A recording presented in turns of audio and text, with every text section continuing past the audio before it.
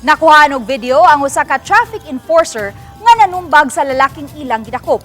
Apan ang enforcer, una na di ay kunong nakulatahan sa mong lalaki, lakip na ang usa ka babay nga nagatang lang daplin sa daan. Dugang detalye niini sa live report ni Nico Sereno. Nick?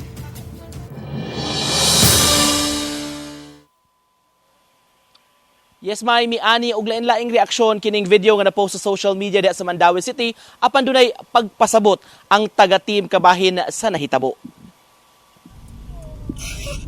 Sa video makita ang pag-aresto ni mga traffic enforcers sa usa ka lalaki kagahapon. Samtang gigunitan, wa makapugong ang usa sa mga traffic personnel ug nisuntok sab sa lalaki. Nasayran nga ang maong lalaki gidakop sa mga personnel human kalit lang kini nga nangulata sa nasugatan nga babay. Tripping lang kuno kini. Nanumbag sa timing kayo kay babae dito nga naghuwat in town og kanang bag-ong gihatod sa iyang banda. Nga naghuwat og kanang pasayroan ba. So before siya nakasakay in town, gikalitan siya sumbag sa tiyan. Sa pagresponde sa mga team personnel, nagmagahi kuno ang suspect ug misuway pag-ikyas. Nasumbagan niya ang team leader sa naong. Maong nadapatan sab noon niya ang dinakpan.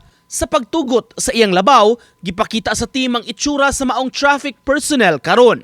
Nabunog ang naong niini human nasuntukan sa naghuramentadong lalaki. Nagpakurasyon na karon ang maong traffic personnel. Committed ka na siya sa iyang trabaho. It was just an unfortunate incident nga na-involve siya. Delayed ganito iyang pagkawas gani kay dili naman jud kanang hostile naman kay siya, uncontrollable naman jud kayo. So para kuan tingali huwas-huwasan ba mao tingali kanang paagi tingali.